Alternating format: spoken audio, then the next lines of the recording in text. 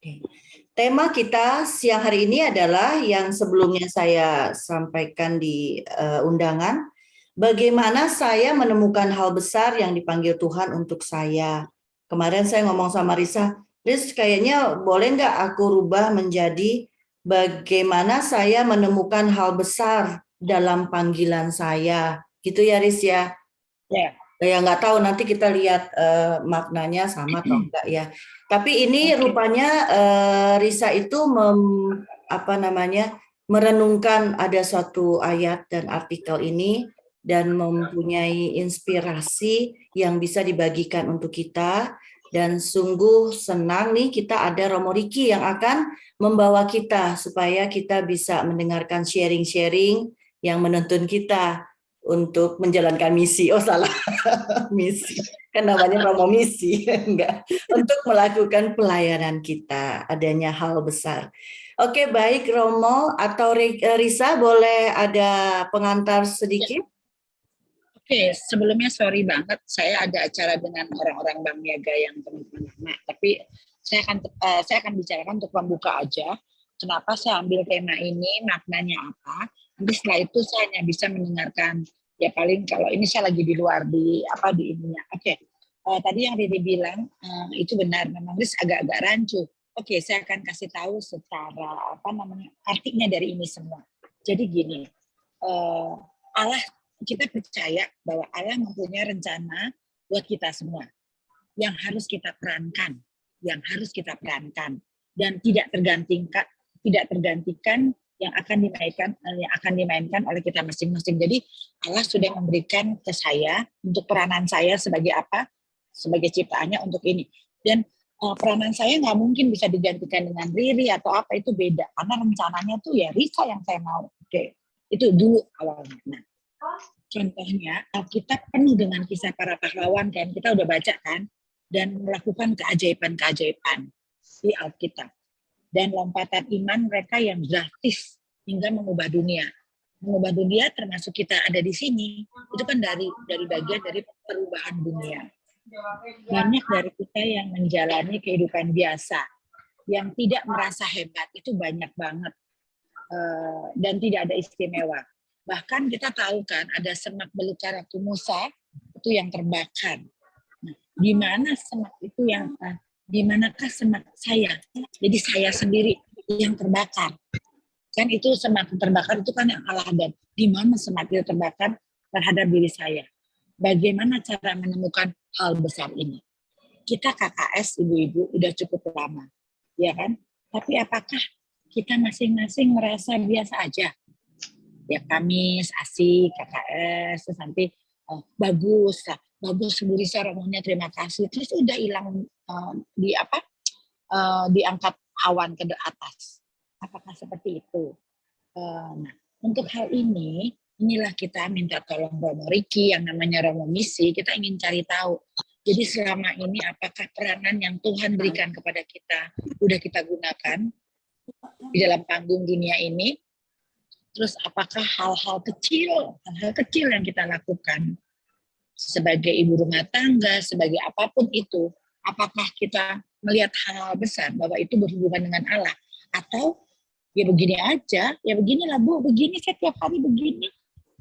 Padahal itu semua harus kita kaitkan dengan Allah. Ini tema yang saya ungkapkan saat ini sebetulnya itu. Jadi dari perkara-perkara kecil, dari semak belukar yang terbakar, di mana kita di situ? Peran kita apa di situ? Itu aja, Ri.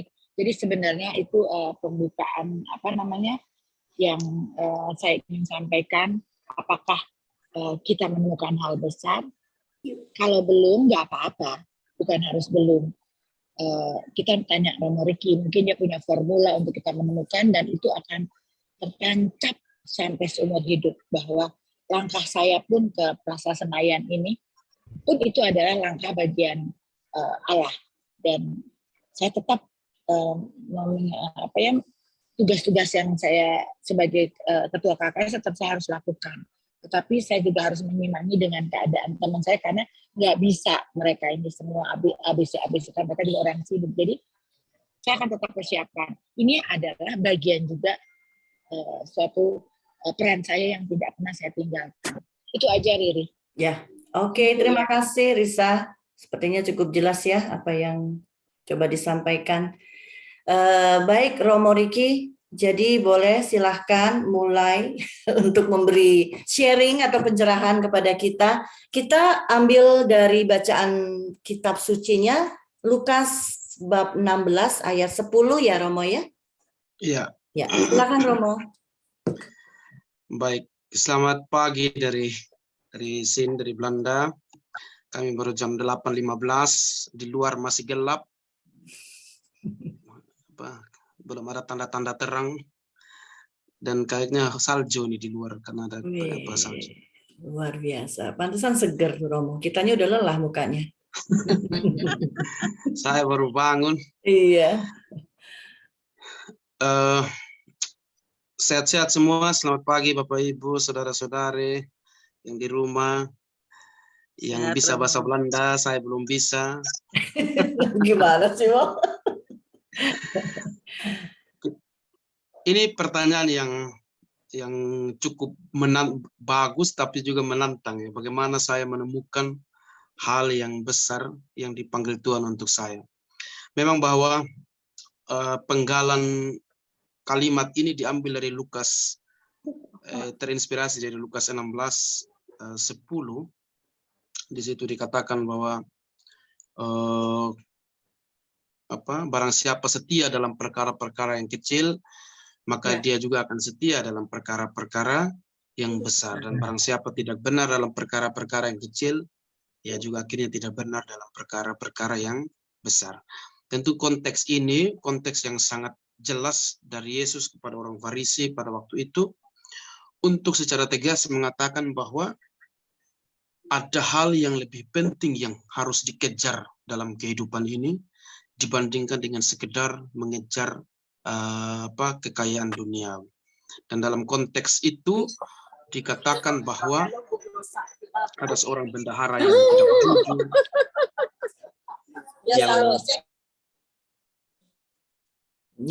yang bocor, yang membohongi tuannya dan seterusnya. Jadi bahwa inti dari kisah ini adalah soal kejujuran dan ketidakjujuran, atau apakah yang mau dicapai dalam kehidupan kita sebagai manusia. Nah, saya mencoba menjawab pertanyaan ini, bagaimana saya menemukan hal besar yang dipanggil Tuhan untuk saya. Itu memang tidak mudah ya, untuk kita menyadari, kita memahami, kita mengetahui apa hal besar yang ada dalam diri saya. Itu sulit.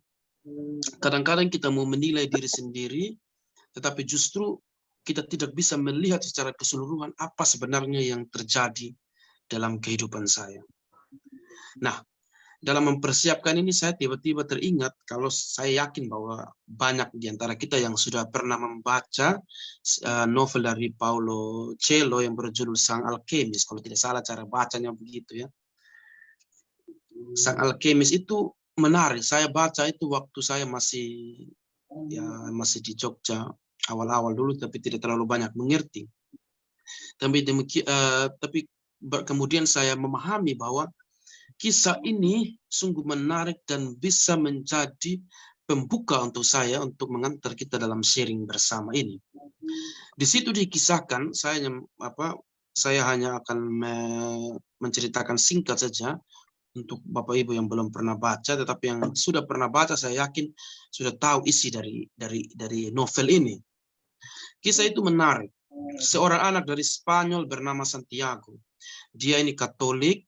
Dia ini dari keluarga gembala hewan, pernah tinggal di seminari. Ya, diceritakan begitu. Ayahnya adalah seorang guru di Spanyol, kalau dulu disebut di Andalusia ya. Dan ayahnya ini menginginkan agar dia jadi guru atau jadi pastor. Ya.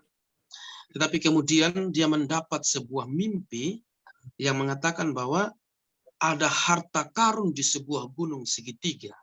Harta karun itu ya di sebuah gunung segitiga yang akhirnya diketahui bahwa itu piramida di Mesir. Dan karena mimpi itu, saya kurang pasti, tapi bahwa karena mimpi itu, karena dia ingin mendapatkan harta karun itu, akhirnya dia keluar dari seminari. Nah, dalam mimpi itu terlihat bahwa ada harta karun dan tempatnya ada di gunung segitiga yang akhirnya disebut piramida Mesir.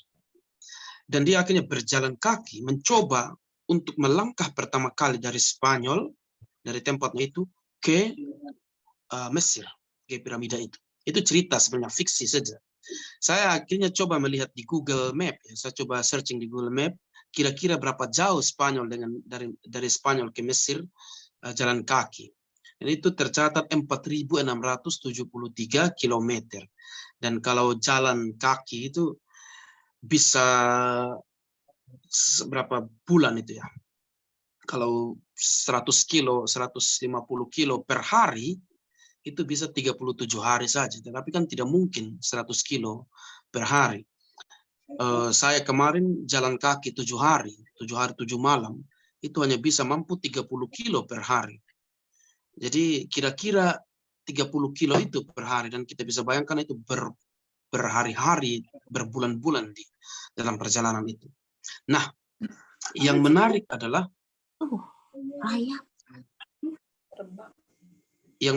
bahwa penulis novel dengan bahasa yang indah dan banyak pesan moral ini mengajak kita untuk juga ikut serta dalam perjalanan itu. Ya. Dikisahkan bahwa ia tertidur, kan mimpi itu ia tertidur di sebuah batang pohon, di sebuah gereja tua tempat dia berasal. Pohon itu tumbuh dalam gereja. Jadi gereja itu sudah tua, sudah mau runtuh, dan dia ada pohon yang tumbuh dari dalam situ, lalu dia tertidur di situ dan akhirnya mendapat mimpi, lalu dia mulai mencari itu karena keinginan yang dahsyat yang besar. Lalu dalam perjalanan itu dia bertemu peramal dan percaya bahwa dia akan mendapat harta karun. Lalu dia menjual semua domba-dombanya supaya bisa dapat uang untuk memulai perjalanan itu. Lalu akhirnya dia juga bertemu dengan seorang orang bijaksana, di situ dinamakan Melkisedek juga dalam cerita itu, yang memberikan dia batu petunjuk untuk tahu atau membaca tanda-tanda untuk ke sana. Orang tua itu berpesan yang saya pikir menjadi quote yang selalu diulang-ulang untuk oleh pembaca novel ini adalah, kalau kamu mempunyai mimpi yang besar, alam semesta akan membantu, alam semesta akan mendukung, menyokong, dan seluruh kekuatan alam semesta itu akan sungguh berpihak kepada engkau kalau seandainya saja engkau mempunyai mimpi yang sangat besar untuk dirimu. Dan itu yang dipesan oleh orang tua itu, lalu dia bersemangat untuk jalan. Nah, dalam perjalanan itu lalu dia bertemu dengan seorang pedagang teh yang hampir bangkrut. Tetapi karena kelincahan dia untuk menarik perhatian banyak orang, akhirnya banyak yang datang karena dia mengubah begini. Dia bilang ke pemilik teh, di situ ada hiasan gelas kristal, gelas yang terbentuk dari kristal. Dia bilang, kita sekarang sajikan teh jangan dengan gelas biasa, tetapi harus dengan gelas kristal supaya menarik orang. Itu kan strategi dagang itu kan begitu. Jadi akhirnya banyak orang yang datang. Nah, lalu akhirnya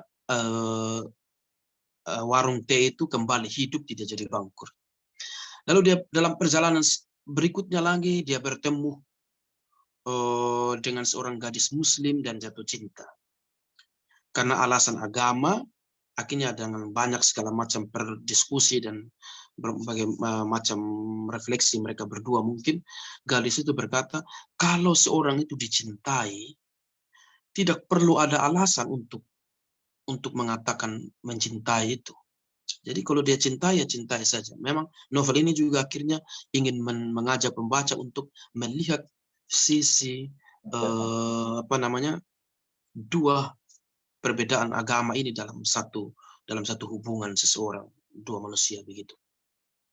Nah, lalu dalam perjalanan berikut dia bertemu dengan penunggang kuda yang akhirnya ini disebut sebagai alkemis ya. Dialog dengan penunggang kuda itu yang menjadi inti dari perjalanan pencarian harta karun ini. Katanya dalam memahami jiwa yang sedang ingin meraih cita-cita diperlukan orang yang punya keberanian tinggi. Susah dan menantang untuk mencapai cita-cita atau apa yang kita inginkan. Tetapi hanya ada satu hal yang membuat mimpi dan cita-cita itu bisa digapai, yaitu perasaan untuk tidak takut pada kegagalan. Nah, ini poin yang mau sebentar saya akan sharingkan lagi, dan kita kaitkan dengan berbagai macam kisah orang kudus dan Alkitab yang kita dengar selama ini. Nah, ketika dia sampai di piramida, sudah sampai di tempat harta karun itu, malahan ia dirampok. Lalu seorang perampok itu berkata kepada dia, dan dia sedang menggali itu untuk mencari harta karun. Lalu seorang perampok itu berkata kepada dia, betapa bodohnya engkau menuruti mimpi, dan engkau mulai berjalan jauh sekali, bermil-mil. Saya juga berulang-ulang kali, saya mimpi bahwa ada harta karun di bawah pohon di dalam sebuah gereja tua di Spanyol. Kata, gereja itu sudah tua dan ada pohon yang tumbuh besar, dan di bawah pohon itu ada harta karun, dan saya itu selalu bermimpi tentang itu. Tetapi siapa yang gila mau menyeberang padang gurun hanya untuk mendapat harta karun yang jauh itu. Nah, lalu perampok itu menyadarkan kita pembaca sebenarnya bahwa harta karun itu sebenarnya ada di tempat di mana sehari-hari Santiago itu berbaring ketika dia menggembalakan domba-dombanya.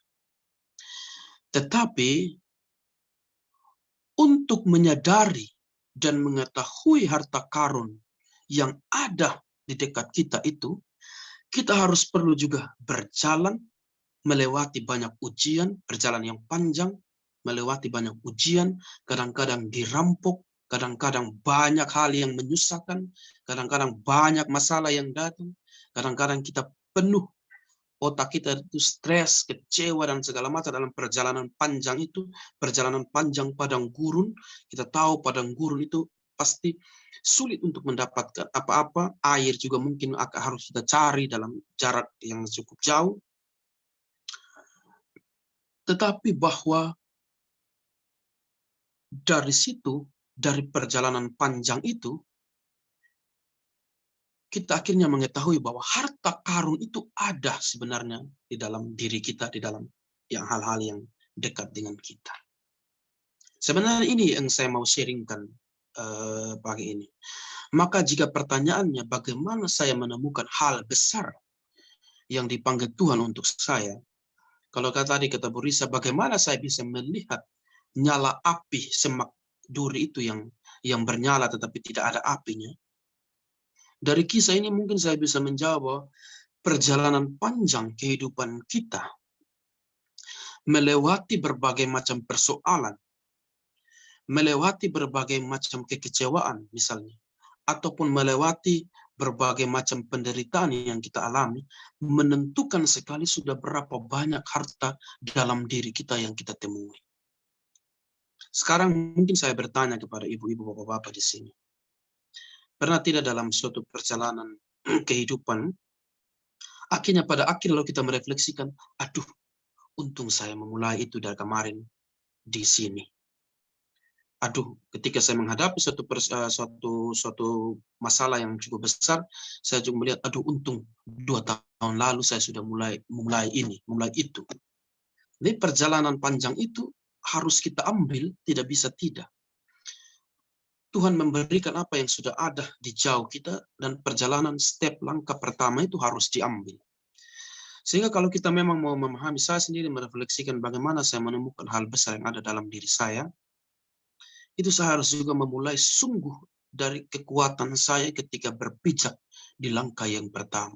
Kegembiraan saya untuk mau melangkah itu yang paling penting. Bahwa seperti kisah itu, memang tujuannya adalah untuk mencari harta karun, tetapi kemudian dalam perjalanan yang luar biasa itu, perjalanan yang indah, perjalanan yang penuh dengan pelajaran-pelajaran moral, saya mendapatkan bahwa akhirnya itu tidak lagi menjadi harta karun itu tidak lagi menjadi penting untuk saya, karena apa yang ada dalam perjalanan itu adalah saya sendiri adalah harta karun itu yang harus saya temui.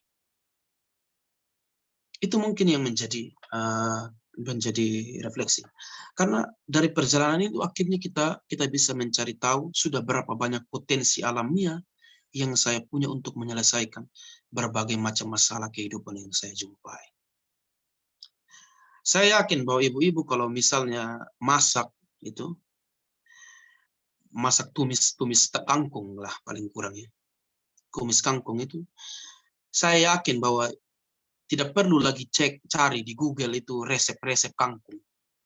Cara buat kangkung, apakah bawang putih duluan atau bawang merah duluan, atau tomatnya masuk duluan, atau kangkungnya kemudian, dan seterusnya. Tidak mungkin. Karena itu sudah terbiasa, sudah hal yang sudah dibuat berulang-ulang kali. Hanya tinggal saja rasanya itu apakah dia semakin meningkat atau tidak. Ya. Buat kue pertama kali kok gagal, lalu cari tahu apa yang sebenarnya yang kurang. Oh, kok hangus sekali. Oh, menteganya terlalu banyak katanya. Lalu buat kemudian kedua lagi masih gagal. Suami masih muka asam kalau makan tes kuenya. Tetapi dari situ, dari step pertama, step kedua itu kita belajar untuk membuat kue yang bagus, yang enak pada akhirnya. Entah itu pada kesempatan ke-10, ke-11 kita buat, tetapi bahwa ada sesuatu yang kita mulai supaya bisa kita tahu di mana kekurangan. Karena ukuran besar yang ada dalam diri sungguh ditentukan dari bagaimana kita menyelesaikan hal-hal kecil yang ada di depan mata. Karena setiap orang itu belajar dari hal-hal yang dia buat. Ya, proses inilah yang bagi saya kita sebut sebagai proses setia. Proses setia. Proses setia artinya bahwa kita mau memulai satu langkah dalam kehidupan kita.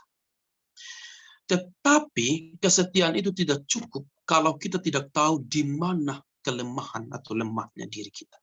Dan untuk memahami, mengetahui kelemahan itu, langkah pertama, langkah kedua, langkah ketiga itu sangat menentukan karena kita belajar dari situ.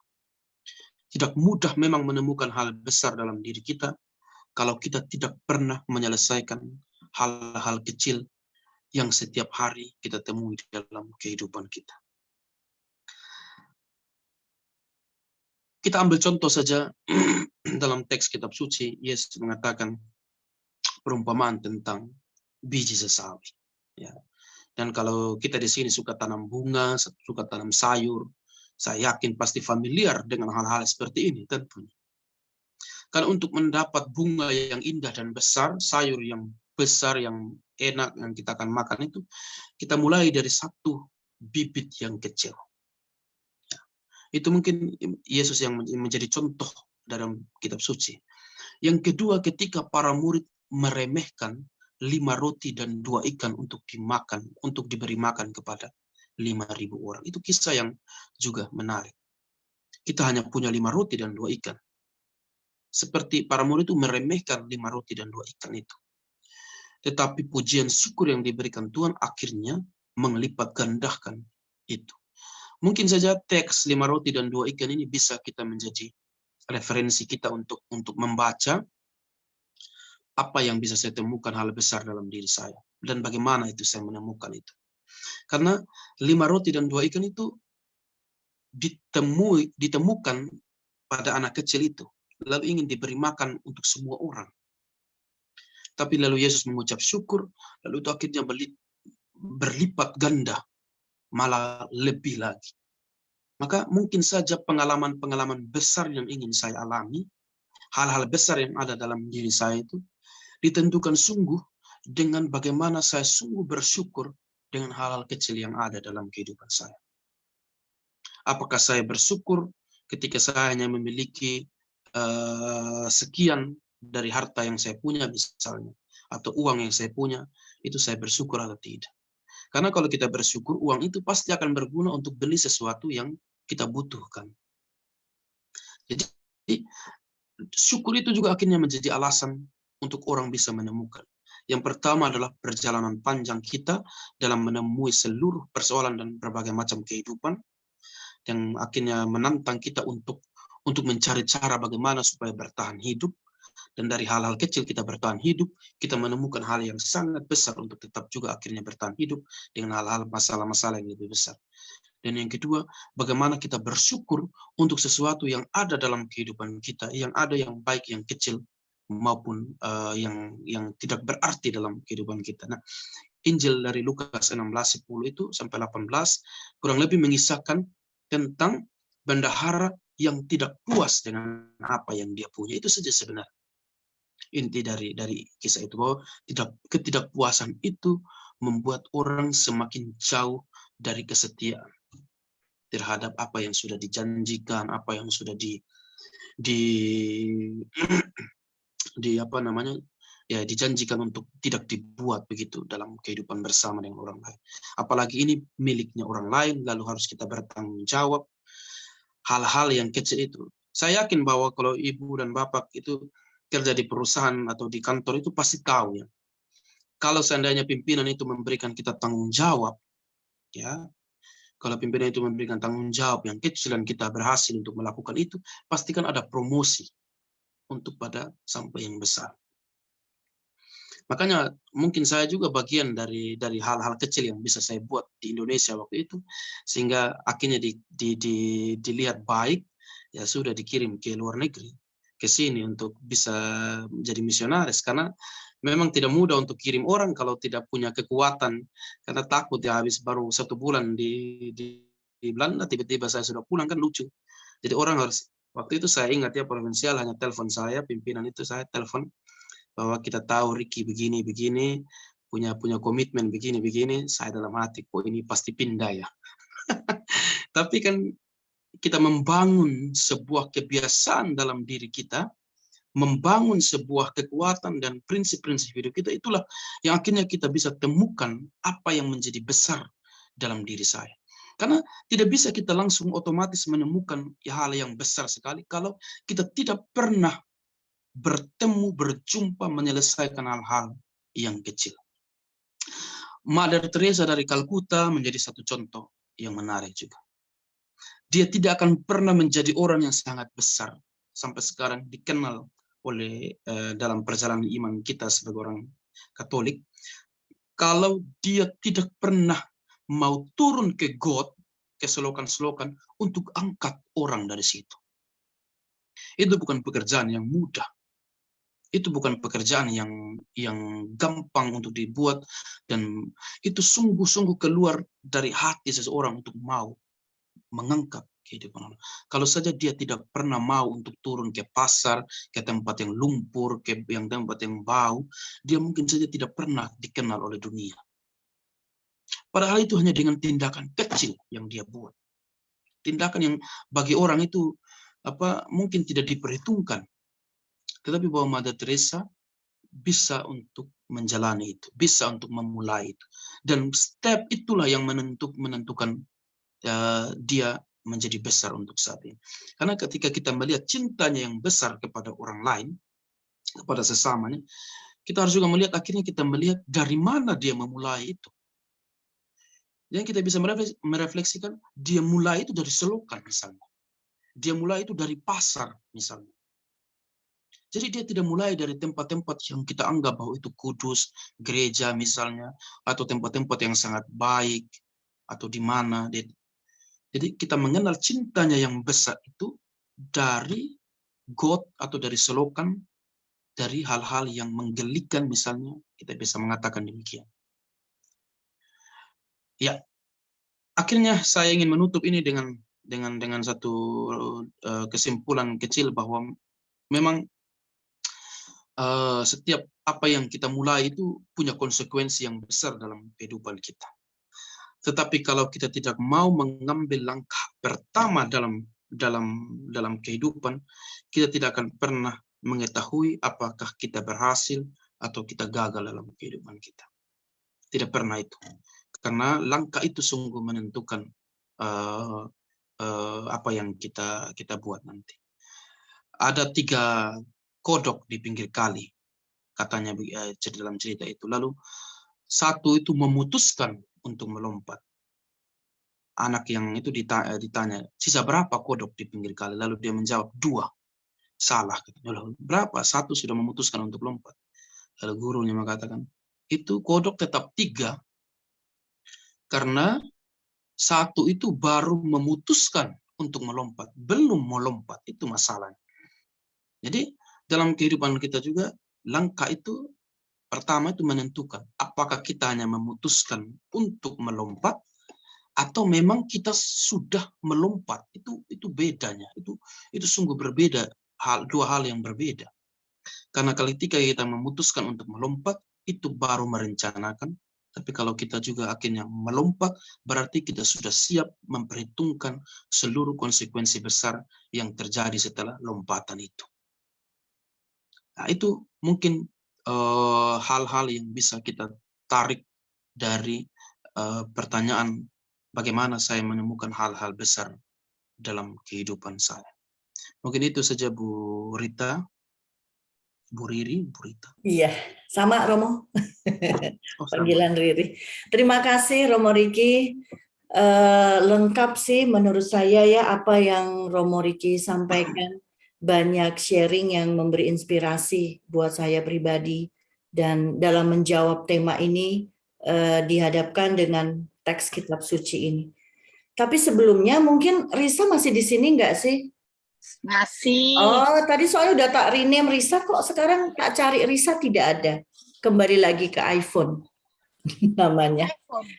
Iya, ini tulisannya iPhone. Nah, sebelum kita ini berikan kepada yang lain untuk sharing gitu ya, mungkin Risa mau menanggapi atau menambahkan, silahkan Risa. Apa namanya? Cuman tambahannya aja, apapun yang kita alami, kesetiaan kepada Allah itu harus kita jaga. Apa mau jadi rumah tangga, menjadi suster, mau menjadi pastor, tetap setianya itu, karena kita ini kan apa ya seperti tadi saya, peranan kita tuh itu yang memberikan tuh adalah Tuhan sendiri. Jadi susah apa namanya pelayanan yang susah dilaki sama orang, tapi tetap kita akan setia terus. Karena itu aja yang pesannya kayak Romo bilang, apapun yang terjadi kita tetap setia. Cuman itu aja lah modal kita, cuman setia kepada Allah walaupun apapun. Jadi itu aja Romo. Oke. Terima kasih Risa. Romo, Bapak Ibu, memang menarik tema siang ini kan kita tuh seakan-akan ingin menemukan hal besar. Ini saya kumat lagi laptopnya sebentar. Saya ngumpet dulu ya. Temanya itu kan bagaimana saya menemukan hal besar. Dan rupanya bacaan yang diambil itu justru kita harus menemukan perkara kecil, hal kecil dulu gitu. Jadi itu pertama kontras ya. Jangan ngelihat yang besar-besar dulu. Seperti yang kisahnya Romo tadi, bagus tuh yang sang alkemis ya Romo. Dia melihat harta karun di depan. Tapi sebenarnya harta karun itu berada dekat dia, yaitu ada di dalam dirinya. Itu menarik sehingga apa yang tadi Romo simpulkan bahwa kita mulai dulu. Jadi tidak merupakan keinginan kita ke sana, tapi kita lakukan dulu. Itu juga apa namanya bagus untuk kita lakukan ya. Jangan terlalu muluk-muluk. Dan untuk apa namanya yang tadi itu ada semak-semak terbakar ya Risa tadi sampaikan. Pada umumnya kita memang mencari hal-hal besar, hal-hal yang luar biasa, tujuan-tujuan kita yang gimana gitu, cita-cita atau keinginan kita yang spektakuler gitu. Itu pada dasarnya kita selalu mencari yang lebih besar. Tapi rupanya hal besar itu ada di perkara-perkara kecil, hal kecil yaitu mulai dulu dan setia melakukan itu. Sehingga dari situ kita Tuhan juga akan melihat kekuatan kita, niat kita dalam melakukan kegiatan kita, panggilan kita. Tadi Bu Nario bilang, kalau panggilan ini memang Romo aja nih harusnya yang sharing, ini panggilan imamat kayaknya ya, Bu Nario ya. Kalau kita kan tugas-tugas kita sebagai ibu, sebagai istri, dan lain sebagainya. Nah, sekarang Romo kita sharingkan aja bagaimana kita masing-masing melihat peran kita masing-masing, bagaimana kita menanggapi hal-hal besar atau perkara-perkara kecil atau kesetiaan itu dalam hal apa sih yang kita lakukan, bagaimana sikap kita, mungkin bisa di-sharingkan untuk ya kita jadi tahu, oh maksudnya ini toh arah tema ini adalah ke sana gitu. Boleh ya Romo ya, contoh-contoh pengalaman gitu. Silahkan. Katanya harus setia. Terus apa sih yang kita dapat dalam kesetiaan itu? Masih sama aja kayak dulu misalnya. Atau ternyata enggak, ada hal-hal yang lebih baik yang aku dapat dari kesetiaanku ini misalnya. Silahkan. Apakah ada yang mau sharing? Bu Christine kayaknya angkat tangan. Oh iya, ini soalnya ada 2 slide nggak kelihatan, maaf Bu Christine. Silahkan Ibu tolong buka mic-nya dulu. Ya. Baik, terima kasih Romo, Bu Risa, Mbak Riri. Saya belum akan bersharing, tetapi saya masih ingin pencerahan dulu terkait dengan kesetiaan pada hal-hal yang kecil. Ya, ini pada ayat 10. Nah, saya ingin bertanya pada pada ayat yang ke-12. Saya kok susah memahami maknanya. Boleh Romo, saya diberi pencerahan ayat 12. Dan jikalau kamu tidak setia dalam harta orang lain, ini saya pahami sebagai pengelolaan atau sikap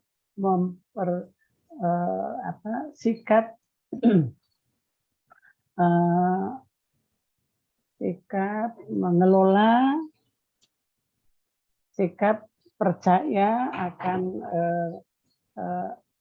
hal-hal yang dipercayakan oleh orang lain pada saya, misalnya. Itu pemahaman saya. Tapi yang berikutnya, yang B, siapakah yang akan menyerahkan hartamu sendiri kepadamu? Ini yang sulit saya pahami, Romo. Jika kamu tidak setia dalam harta orang lain, nah kalau saya sudah merasa setia memperlakukan harta orang lain sesuai dengan hak dan kewajiban saya, nah siapakah yang akan menyerahkan hartamu sendiri kepadamu? Tuh. Ini mohon dijelaskan, Romo. Apakah yang dimaksud menyerahkan itu Tuhan atau siapa gitu, Romo? Ya, terima kasih.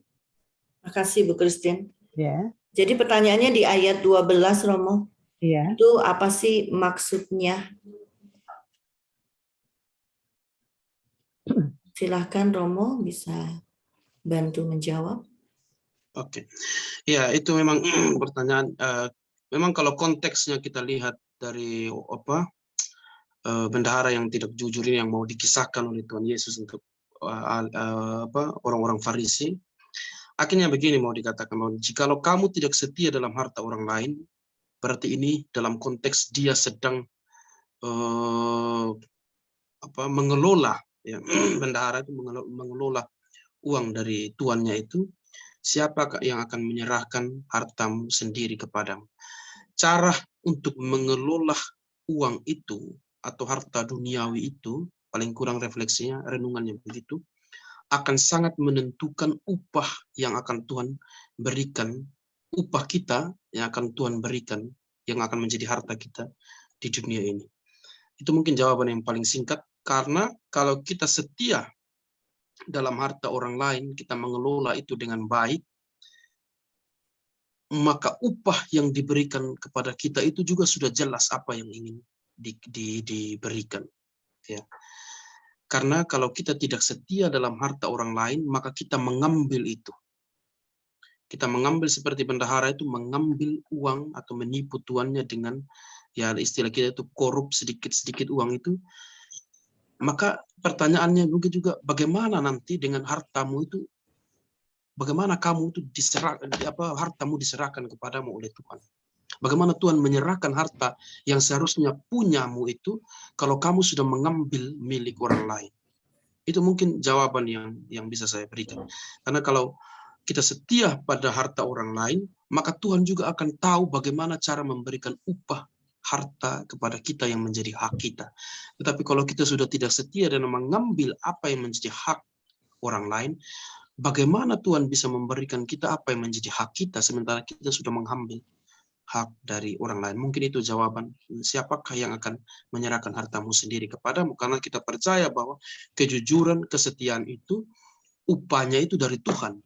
Nah, kalau kita sudah tidak jujur, kita sudah tidak setia, siapa lagi yang akan menyerahkan harta itu? Karena dalam perjanjian lama itu kan banyak dikisahkan Tuhan tidak suka kepada orang yang tidak setia kepada. Mungkin itu jawabannya. Jadi bagaimana Tuhan mempercayakan kita, mempercayakan sesuatu kepada kita, kalau kita tuh tidak dipercaya oleh, ya gitu ya. Kalau kita sebenarnya tidak dipercaya, tidak bisa membuktikan bahwa kita bisa dipercaya gitu. Ya. Oke. Terima kasih Romo. Makasih. Ada lagi kah yang mau bertanya atau sharing?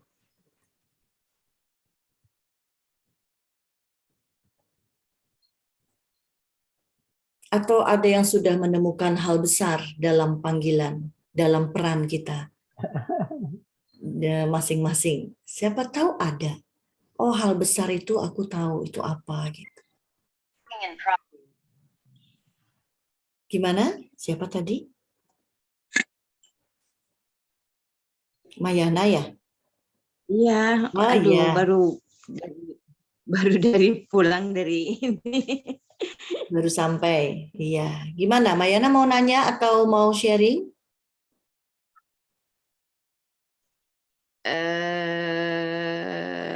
Nanti dulu deh. Nanti dulu ya. Oke. Dikirain tunjuk tangan. Nanti dulu.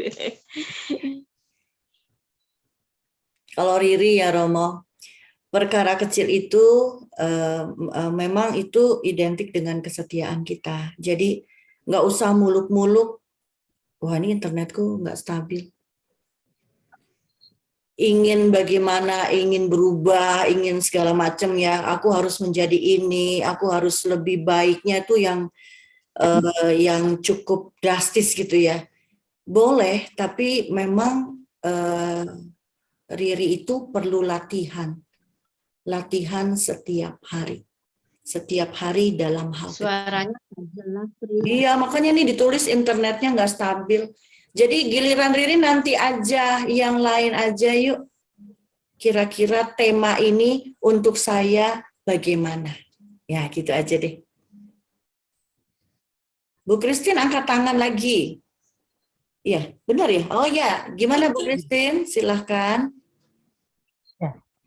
Ya. Gini Mbak Riri, kalau memang belum diambil kesempatan ini, bolehkah saya menambah? Silahkan. Oh ya, baik Romo, saya sebelumnya mohon maaf ya, kalau pemahaman saya itu keliru. Kata orang suuzon atau berburuk sangka gitu ya. Kalau misalnya saya dan banyak orang di dalam organisasi, di dalam lembaga, kira-kira tahu ya Romo, kira-kira tahu. Seorang pengelola uang, apakah bendahara atau bukan bendahara, itu mendapat kesempatan atau kepercayaan lama. Padahal menurut kami pada umumnya, orang itu justru pinter main peran, Romo. Pinter main peran. Jadi supaya awet, jadi ya dia memainkan perannya. Supaya orang-orang yang menjadi penentu kebijakan itu, yang memberi kepercayaan itu dalam organisasi atau lembaga, tetap memberikan kepercayaan. Itu perasaan banyak orang termasuk saya. Kalau saya salah ya mohon ampun ya. Nah, itu apakah kira-kira benar kalau saya maksudkan bahwa yang memberikan harta kepada si orang tersebut, bendahara atau pengelola uang, bukan Tuhan, bukan Tuhan. Jadi pendekatannya bukan rohani, melainkan jasmani, bukan roh, melainkan kedagingan gitu, keduniaan, kedagingan. Jadi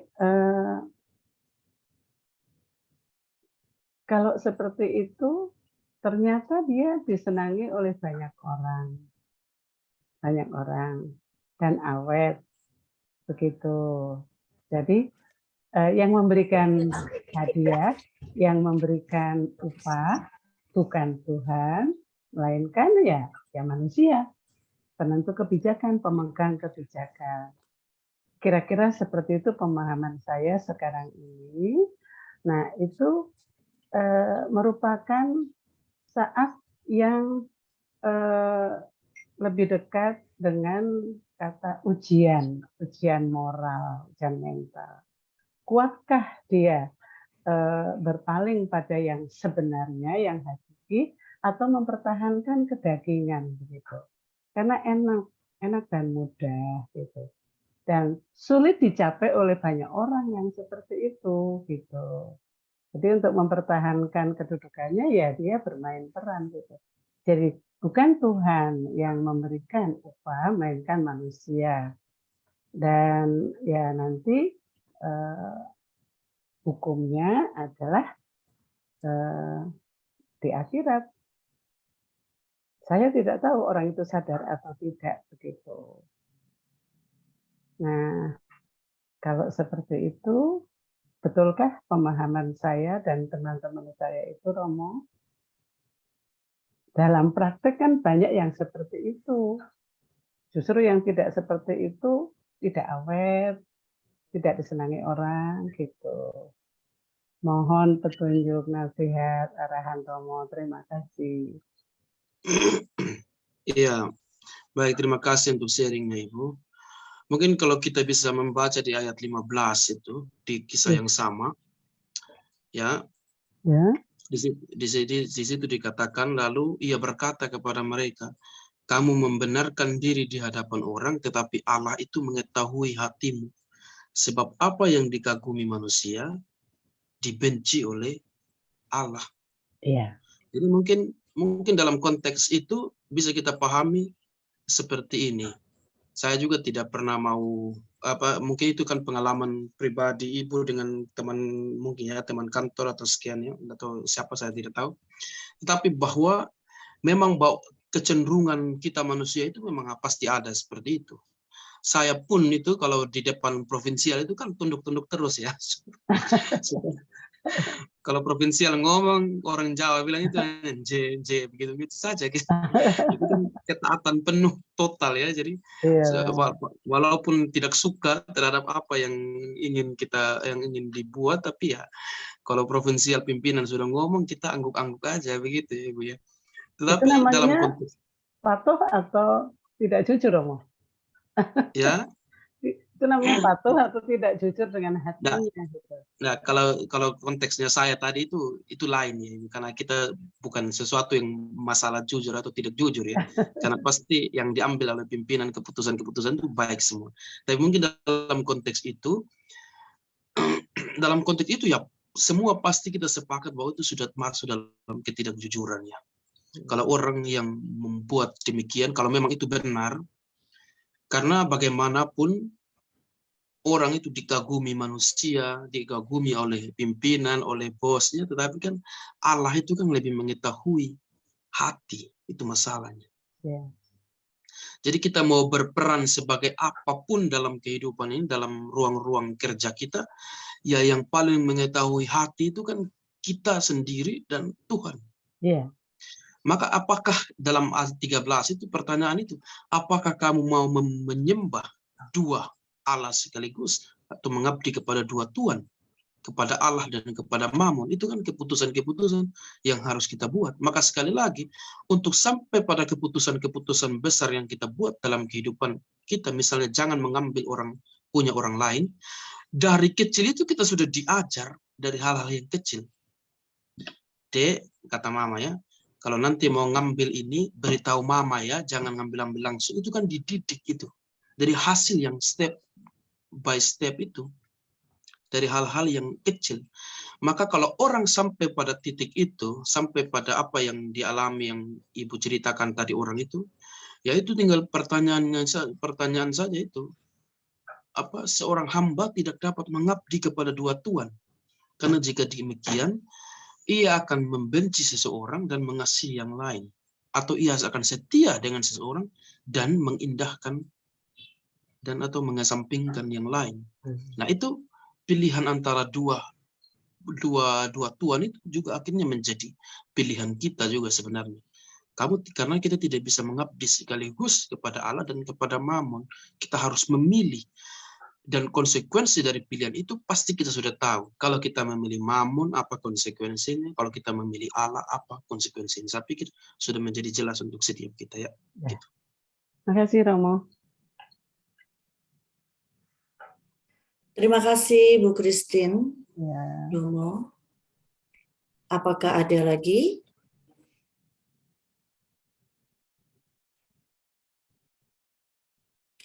Sambil menunggu, saya mau sharing ya Romo. Saya tuh, kan anak saya kembar Dimo, sedang menghadapi perjuangan untuk mendapatkan perusahaan magang. Karena udah selesai semester 5, mau masuk semester 6. Pastinya ya ibunya tahu bagaimana mereka ingin bekerja di bukan hanya suatu perusahaan yang menjanjikan ya, tetapi mereka mendapat SKS yang paling besar di dalam tugas magang, yaitu yang namanya Kampus Merdeka, Romo. Kalau mau melamar di perusahaan lain sih mungkin ada juga kesempatan lain itu, tapi mereka ingin mengkhususkan di perusahaan Kampus Merdeka ini yang begitu banyak pastinya saingannya, dan mereka pun juga harus memiliki mungkin kriteria-kriteria yang cocok untuk bisa diterima di perusahaan itu. Itu adalah hal besar yang anak-anak saya sedang mau dapatkan gitu. Dan mereka pun juga hampir setiap hari itu berjuang di depan laptopnya mencari perusahaan-perusahaan yang masuk dalam Kampus Merdeka itu. Kemudian setelah mendapatkan, dia masuk ke dalam perusahaan itu, pokoknya banyak yang harus mereka hadapi, mereka lalui. Ada kendala 1, kendala 2, kendala 3. Ada 2 anak, saya jadi tahu, oh kalau yang satu jurusan kimia, itu tidak terlalu banyak perusahaan yang ada dalam Kampus Merdeka, tapi banyak di luar kota gitu, di pulau, luar pulau bahkan. Nah, kalau yang jurusan ekonomi banyak sekali. Nah, ini menjadi perenungan saya juga, atau juga inspirasi saya untuk memberi pengarahan kepada mereka. Rupanya tujuan besar yang ingin mereka capai, sebenarnya itu sekarang mereka sudah memulainya, yaitu bagaimana mereka berjuang untuk mencari perusahaan, bagaimana sebenarnya ada suatu perusahaan yang cocok banget untuk ada anak saya yang jurusan kimia ini, Romo, cocok banget ini, karena skripsinya udah sama misalnya, terus ininya bagus banget, masa depannya untuk jurusan kimia yang diambil, itu bagus banget. Tapi dia tidak ada di dalam daftar Kampus Merdeka. Dan dia ditantang oleh omnya, oleh Rudi ya dari saya, untuk bagaimana menghadapi ya ini kasus ini. Aku pengen di sini tapi tidak ada dalam ini. bagaimana dia harus berhubungan dengan bironya, bagaimana dia berhubungan dengan perusahaan tersebut gitu. Nah, ini perjuangan-perjuangan yang sebenarnya kan males ya untuk dilakukan. Tapi rupanya mungkin yang seperti Romo bilang, itu adalah harta karun yang bisa mengubah mereka, yang akhirnya mereka bisa menikmati pada akhirnya. Jadi kembali lagi mungkin ada hubungannya ke proses yang lebih berharga daripada sekedar hasil yang kita ingin capai. Begitu Romo, bagaimana menurut Romo? Iya, terima kasih Bu Riri untuk sharing. Saya ingat itu video ya kalau saya yakin semua sudah pernah nonton karena sekarang itu kan mudah sekali untuk dapat orang kirim-kirim video yang di pesawat itu ya. Ada 3 orang, ibu sama anak perempuannya, lalu sama ada 1 orang lain, bukan keluarganya, lalu dengan ada laki-laki gemuk di sampingnya, duduk dekat jendela, di pinggir ya, dekat jendela dalam pesawat. Lalu anak itu minta kepada ibunya supaya dia pindah ke jendela itu, dekat jendela, kursi dekat jendela, supaya bisa melihat keluar.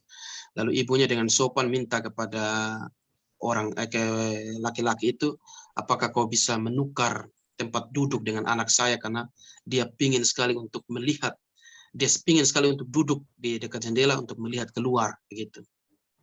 Dan yang netizen itu senang dari jawaban laki-laki itu adalah, saya bisa saja kasih tempat duduk ini ke anak-anakmu, tetapi dia tidak akan pernah belajar untuk menerima bahwa dunia itu tidak bekerja seperti demikian. Karena tidak semua hal yang kita inginkan itu kita bisa peroleh.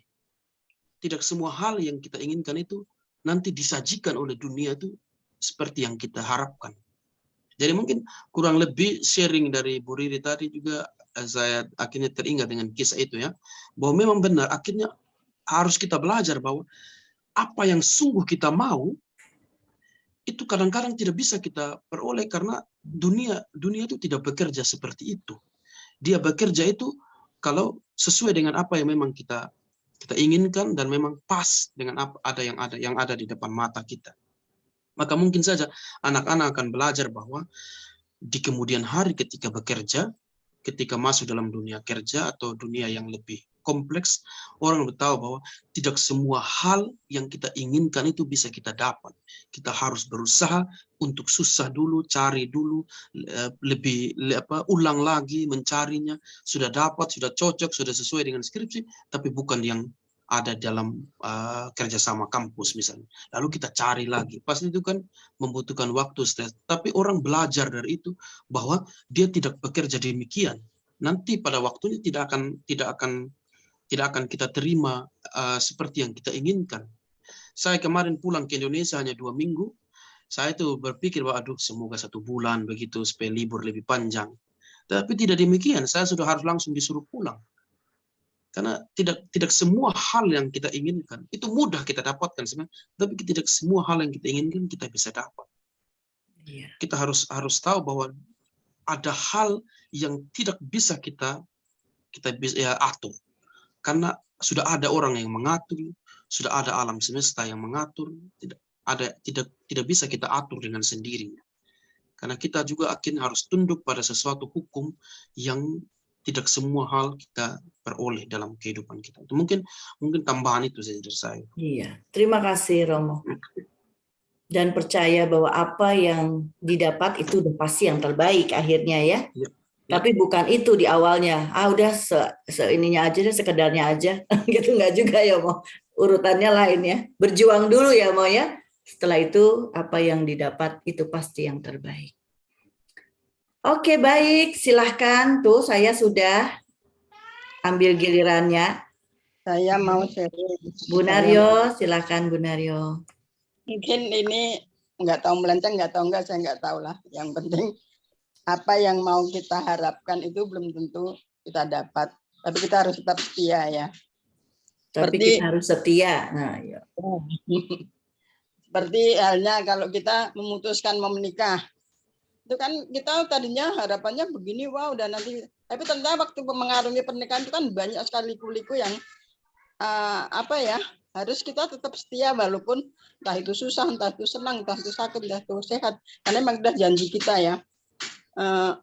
Kadang-kadang kan kita bayangkan, wah nanti begini, begono, begini, gini. Tapi ternyata banyak sekali hal-hal yang kita alami itu ada enak, ada enggak ya. Itu mungkin kita alami semua ya. Nggak tahu kalau yang lain mungkin ngalami senang terus, saya nggak tahu. Iya. Nah, kemudian waktu kita mempunyai anak sudah dewasa, mereka memutuskan menikah. Kita juga bayangkan, wah anak saya bahagia udah menikah. Tapi ternyata waktu mereka sudah menikah, tadinya yang ya senang ya, udah punya cucu, udah ini. Tapi tetap aja kalau mereka susah, mereka mengadu, mereka itu, kita juga merasakan susah itu. Jadi yang tadinya kita berikan besar gitu, udah senang, tapi ternyata juga tetap aja mencebur ke tempat yang begitu-begitu juga. Tapi sebagai orang tua kita harus setia juga, nah itu anak ya, anak yang udah bekerja nanti kadang-kadang mengeluh begini begitu. Tapi kadang-kadang juga, aduh gimana ya, tapi ya apalagi memang mungkin orang hidup itu begitu ya, nggak tahu ya, itu yang saya alami. Nah, mungkin yang tadinya memang seneng ya, wah anak saya menikah udah ini, tapi begitu yang di Jogja punya masalah begini-gini, kerja dua-duanya, aduh sudah jadi pikiran ya kan, yang sini begini begono jadi pikiran juga. Tapi ya sebagai orang tua saya harus setia. Jadi mungkin yang saya garis bawahi, yang harapan kita yang begitu wah, tapi ternyata tidak kita terima. Tapi semua itu memang harus begitu jalan hidup kita ya. Jadi kita tetap setia pada perkara yang kecil, walaupun harapan kita yang besar. Tapi mungkin ya ada sesuatu yang besar kita terima. Jadi nggak menghilangkan ya apa yang telah berikan Tuhan kepada kita itu kita terima. Pasti juga kita mengalami diberikan hal-hal yang besar. Kebahagiaan mungkin waktu kita punya cucu senang, bahagia ya. Tapi ya tetap aja ada kerikil-kerikil yang di dalam kehidupan itu tuh pasti ada. Mungkin sharing saya hanya itu aja, cuman mungkin yang lain saya nggak tahu apakah seperti saya, apakah memang mereka bahagia terus punya cucu, punya anak, punya mantu gitu. Lancar-lancar semua yang terbaik diterima gitu ya. Pasti Tuhan memberi kita juga yang terbaik, yang besar pasti sudah kita terima juga. Kita nggak apa ya, nggak mengingkari. Tuhan pasti memberikan kita juga kebahagiaan, itu pasti kita alami ya. Semua itu pasti ada. Tapi tetap aja ada kerikil-kerikil yang nggak kita harapkan gitu aja. Itu aja yang saya sampaikan. Terima kasih Bu Naryo. Tuh, harus setia dalam sesuatu yang sebenarnya kita ingin, bukan itu yang kita inginkan gitu ya. Ya, betul. Ya, tapi kita tetap harus setia dan melakukan itu dengan rela hati. Ya, betul.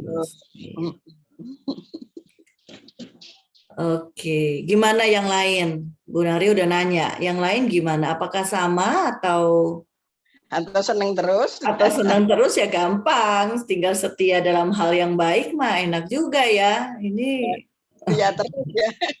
Hal yang diinginkan lah, bukan baik. Semua baik ya. Hal yang diinginkan ya kita setia ya, pastinya lah setia, orang itu kan yang kamu mau gitu ya. Nah ini sebenarnya aku bukan ini loh, itu loh maunya di tempat kerja yang ini, tapi ya tetap aku harus setia. Nah itu juga tantangan dia. Silakan mungkin yang lain. Reki buka kamera nih, jarang-jarang dia buka kamera di salah ya. Ayo Reki, coba di-sharingkan menurut Reki bagaimana mengenai tema ini. Dibuka dulu tapi mic-nya. Ya, thank you. Kalau aku buka ya videoku ya. Biasanya ketutup. Menemukan menemukan hal-hal besar dalam diri saya. Yaitu pada saat saya mengalami masalah dalam pelayanan saya. Masalah itu datang kadang-kadang sulit harus saya lalui. Tetapi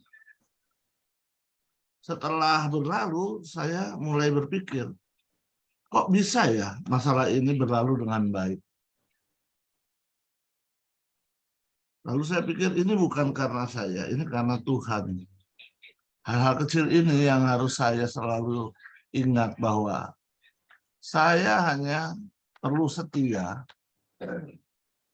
Tuhan sendiri yang akan mengandalkan rahmat-Nya kepada saya untuk menyelesaikan masalah saya. Oleh karena itu rahmat yang saya terima dari Tuhan harus saya berikan kepada orang lain. Bagaimana rahmat itu saya berikan ke orang lain kalau saya tidak memperoleh rahmat dari Tuhan? Di dalam masalah saya lah harta karun itu ada. Terima kasih.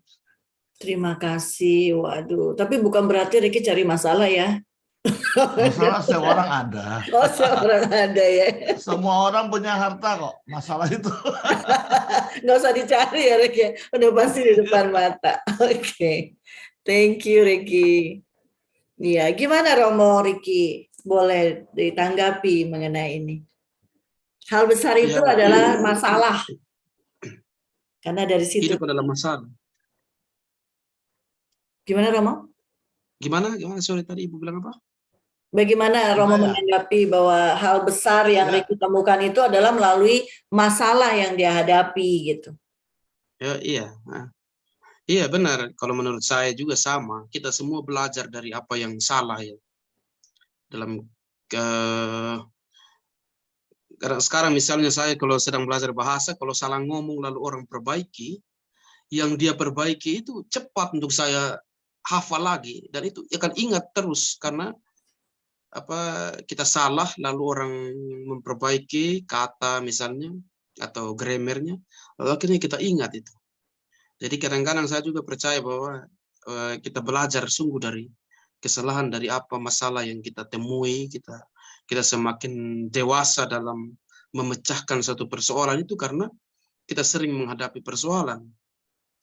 Misalnya saya sendiri waktu masih student di Jogja itu, saya sudah punya standar ya. Ada masalah yang ini besarnya demikian. Ya. Kalau masalah yang lain itu ada di bawah ini, itu berarti tidak ada pengaruh untuk saya. Karena saya sudah mampu untuk menyelesaikan persoalan yang menurut saya standar saya itu sudah di tingkat ini, sudah sangat besar. Nah, kalau ada yang datang masalah-masalah kecil yang di bawah sini, saya sudah mudah untuk menyelesaikannya. Maka mungkin saja kita bisa memakai standar itu, bisa juga ya, bisa dipakai juga. Kalau standar masalah yang paling besar untuk saya itu apa? Yang paling besar, yang paling mempengaruhi kehidupan saya, yang paling sungguh mengganggu saya, paling besar. Nah, kalau ada masalah-masalah lain yang datang, yang tidak sebesar masalah yang sudah saya pasang standar itu, ya berarti saya dengan mudah untuk menyelesaikan. Tidak berlarut-larut misalnya, tidak stres, karena kita sudah tahu trik-trik dan cara bagaimana untuk menyelesaikan persoalan itu.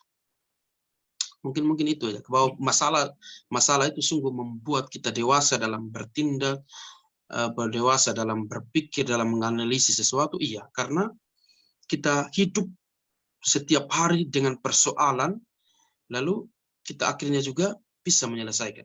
Karena deskripsi atau di tesis itu kan semua itu harus mulai dengan pokok persoalan dulu. Yaitu di bab 1 itu kan pokok persoalan dulu, apa masalahnya. Lalu kita mulai menulis bab 2, bab 3, bab 4 untuk isinya. Bagaimana, dan bab terakhir itu bagaimana cara memecahkan itu, penyelesaian itu. Dari teori-teori yang sudah ada dalam bab 2, bab 3, bab 4. Kurang lebih menurut saya demikian kalau kita mau menggunakan suatu metode yang sama seperti metode deskripsi itu. Karena semua hal dimulai dengan persoalan dulu. Ada soal, baru kita bisa menyelesaikan itu, dan akhirnya kita harus.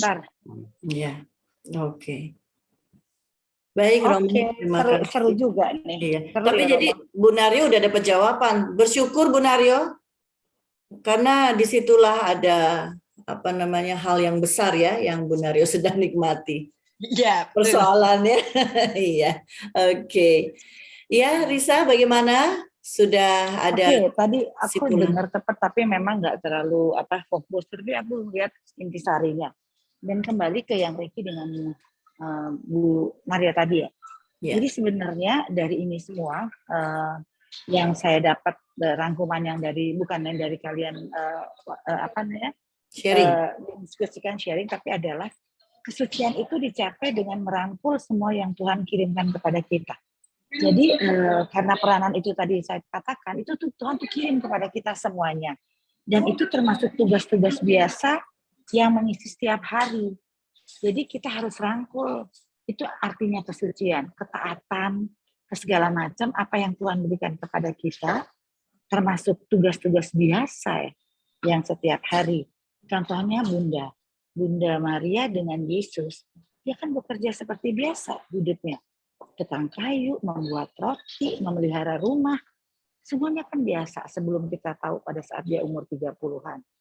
Jadi itu yang kita harus, peranannya, apa yang kita harus terima dengan kesetiaan yang tadi Ricky bilang. Tuhan tuh mengirimkan semua dan itu ada di kita terima dengan senang hati. Di situ bersama dengan Roh Kudus,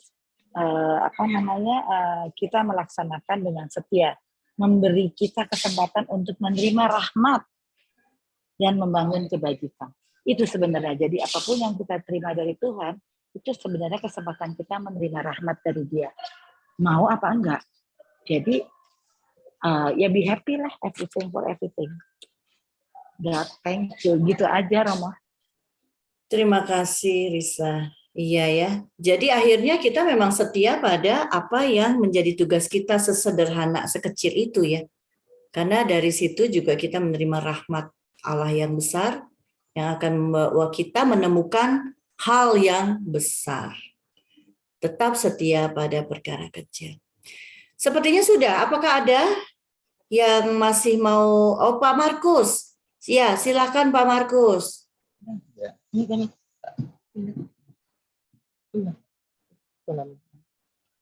Selamat sore Romo. Selamat sore Bu Risa dan Bu Riri. Selamat sore. Sore. Atas ruang dan waktu diberikan pada saya. Ini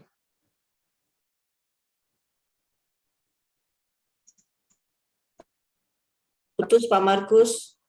Ini nge-freeze ini. Atau ditutup dulu videonya Pak. Videonya dimatiin dulu Pak, videonya.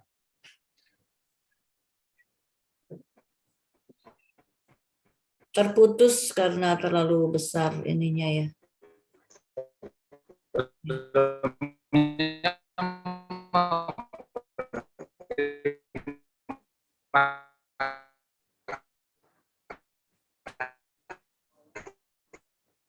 Pak Markus kita tidak bisa dengar. Mungkin Pak Markus juga nggak dengar kita ya.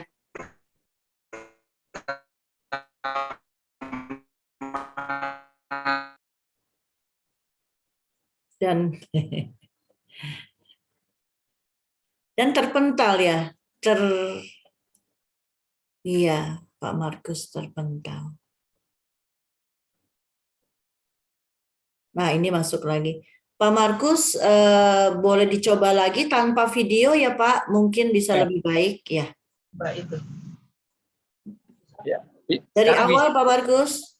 suara saya bisa ya Bu? Ya bisa, nggak usah pakai video ya Pak. Silahkan dicoba dari awal lagi. Jadi pertama-tama saya berterima kasih sama Bu Risa itu diberikan buku doa. Di situ saya selalu ya misalnya mau ke rumah sakit kayak kemarin itu minggu-minggu ini kan saya harus kontrol ke rumah sakit.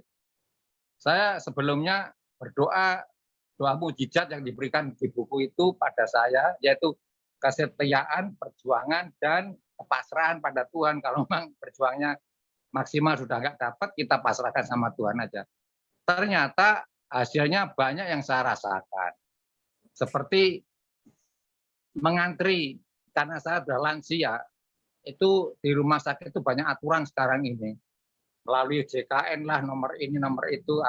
Tapi ternyata Tuhan itu membimbing saya langsung ke lantai 6. Lansia tidak usah ngantri, dikasih nomor.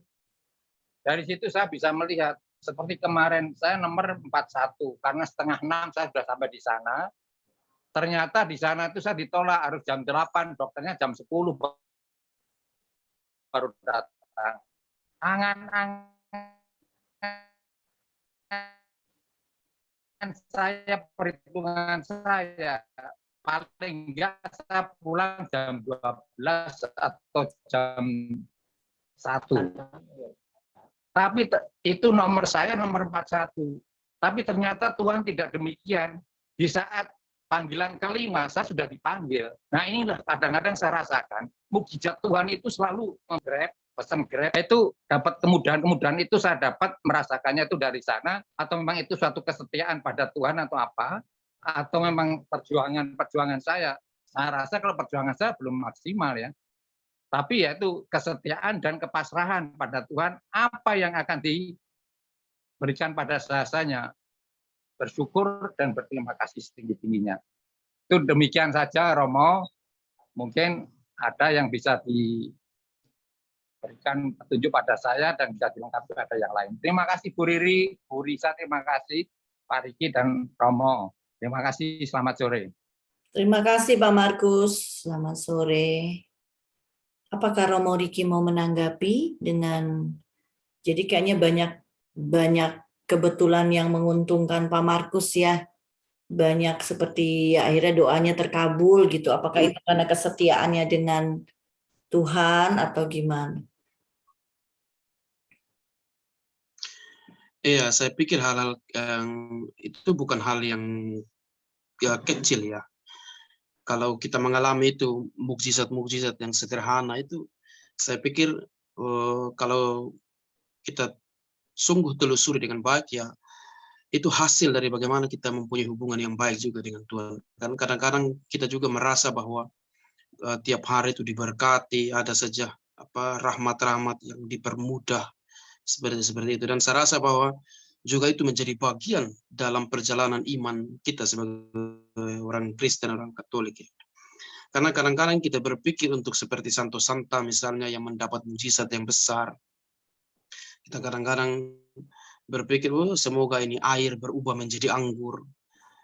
Itu hal-hal yang besar, tapi justru mukjizat-mukjizat yang terjadi itu pada hal-hal yang sederhana, yang kecil, yang kita sendiri juga tidak sadari dalam kehidupan sehari-hari. Misalnya saja itu tadi nomor antrian, Grab dan segala macam itu. Saya pikir di satu sisi mungkin orang melihat kebetulan, tapi di sisi lain kita mempermudah banyak hal. Saya ingat itu video yang orang tua yang ibu nenek itu yang tongkatnya itu jatuh begitu. Lalu tiba-tiba dia bangun untuk ngambil dan mesin AC mungkin piano apa jatuh ya. Jatuh dari atas itu. Itu kan hal-hal yang sebenarnya sederhana saja ya. Dia hanya bangun untuk mengambil itu, lalu kejadian itu terjadi. Mungkin kita anggap itu kebetulan, tetapi kita bisa merefleksikan ya Tuhan sedang melindungi kita, sedang mau juga, karena tapi itu dalam suatu hubungan yang panjang ya menurut saya. Panjang itu dalam arti bahwa kita kenal dia kenal kita, seperti itu mungkin. Jadi saya setuju dengan tadi yang Pak Markus sharingkan, bahwa memang kita mengalami mukjizat itu sederhana sebenarnya dalam hidup kita, sehingga kita tidak perlu berpikir tentang mukjizat besar yang terjadi dalam misalnya yang terjadi pada orang-orang kudus atau orang-orang yang mendapat penglihatan mukjizat. Yang sederhana-sederhana begitu juga bisa menjadi kesaksian iman yang hidup di antara umat beriman sebenarnya. Mungkin itu. Iya, terima kasih Romo. Iya, jadi itu hal-hal kecil, hal-hal yang kelihatannya kebetulan, tapi itu juga adalah suatu penyertaan Tuhan. Cukup baik Romo keingetnya adalah masalah yang nenek yang kejatuhan tongkatnya jatuh gitu. Maksudnya bukan hanya hal-hal baik, kebetulan hal-hal baik yang kebetulan memang dialami oleh Pak Markus atau kita semua ya, tapi bahkan hal-hal yang tidak kita inginkan, hal-hal yang buruk seperti yang tadi si nenek itu bisa aja kejatuhan barang besar ke piano kalau nggak salah saya lihat itu dia terselamatkan oleh karena tongkatnya jatuh. Coba kalau tongkatnya nggak jatuh, akhirnya dia tidak selamat gitu ya. Ya, jadi maksudnya baik hal-hal kecil yang baik maupun hal-hal kecil yang buruk, pasti ada penyertaan Tuhan dan semuanya menuntun kita kepada hal-hal kebaikan Tuhan gitu, hal-hal yang benar. Begitu kali ya, Romo ya. Soalnya kalau misalnya ada orang yang kayaknya aku bad luck nih, kayaknya aku apa kurang setia sama Tuhan gitu. Nanti pertanyaannya lain, Romo.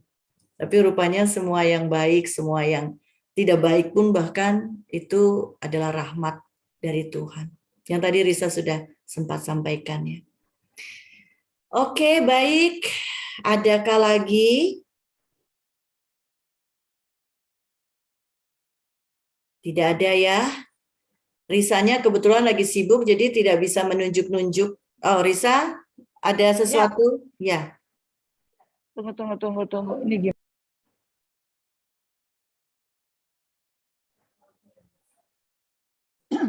Kalau Bu Riri boleh ini. Oh, saya pikir tidak hadir Bu Ina.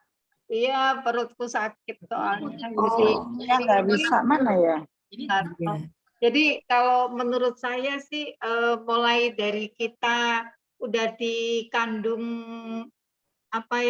dikandung oleh seorang ibu di dalam janin itu memang mujizat sudah terjadi ya.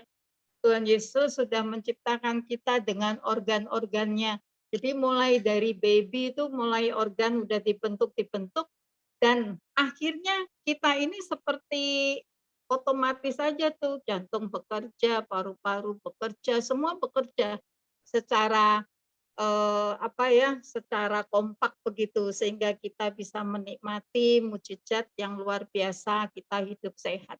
Jadi mujizat itu memang udah, kalau menurut saya udah dari bayi udah disiapkan untuk kita sampai kita tutup mata seperti itu. Iya. Terima kasih Bu Ina, Bu Frankie.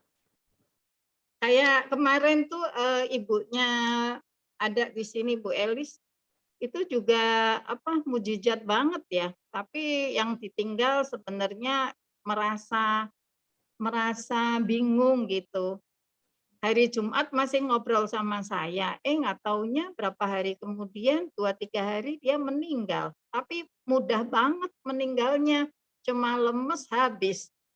Nah itulah bukannya mujizat dan doanya dia didengar. Dia kalau mau meninggal maunya gampang seperti itu. Iya. Luar biasa ya. Agak kaget sih keluarganya, tapi yang meninggalnya enak ya. Yang meninggalnya enak banget. Gitu. Oke, baik. Iya, tadi Risa mau menyampaikan sesuatu. Enggak, tutup aja. Gue lagi on the way di mobil. Oh iya. Oke, baik Bapak Ibu. Jadi kayaknya udah cukup jelas ya, nggak perlu disimpulkan lagi, sudah banyak cerita dan sharing. Kita akan tutup pertemuan KKS yang ini. Mohon doa dari Romo Riki juga berkat untuk kita semua, terutama dalam melihat perkara kecil sebagai rahmat Allah dan bagaimana kita setia untuk melakukan hal-hal yang biasa. Silakan Romo. Mari kita berdoa dalam nama Bapa dan Putra dan Roh Kudus. Amin. Allah Bapa yang Maha Setia, kami bersyukur kepadamu atas rahmat kehidupan yang boleh kami alami, atas berkat-berkat yang kami rasakan dalam kehidupan kami, atas mujizat-mujizat yang boleh kami peroleh dari kemurahan kasih-Mu. Kami tahu bahwa hal-hal yang terjadi dalam hidup kami itu sederhana, tetapi mengandung makna yang mendalam agar kami semakin dekat dengan Engkau. Semoga dengan perjalanan iman bersama kami ini menghadap Engkau, kami juga setia dengan hal-hal yang kecil, yang sederhana, agar kami boleh melihat potensi dan nilai-nilai yang besar dalam diri kami. Semoga segala sesuatu yang kami kerjakan, yang kami lakukan, sungguh mendapat berkat dari-Mu, agar apa yang kami mulai ini, apa yang sudah kami mulai, step yang kami sudah ambil, sungguh-sungguh membuat kami semakin dewasa dalam hal-hal yang diperlukan dalam perjalanan iman bersama kami. Semoga Engkau sendiri memberkati kami, memberkati keluarga, sanak saudara, dan semua orang yang telah mendukung panggilan dan kehidupan kami masing-masing. Tuhan sertamu. Dan sertamu juga. Semoga kita semua, orang-orang yang kita doakan, seluruh kehidupan kita, berkat-berkat yang kita punyai sekarang dalam kehidupan, dalam keluarga kita, senantiasa dibimbing dan diberkati oleh Allah yang Maha Kuasa, Bapa, Putra, dan Roh Kudus. Amin. Amin. Terima kasih Terima kasih Romo Riki. Pencerahannya, sharingnya. Selamat Terima kasih, Romo. beraktivitas ya Riki. Romo. Selamat Iya. belajar. Ya, Ya, kita foto dulu sebentar. Terima kasih Bapak Ibu. Sebentar saya matikan dulu recordingnya.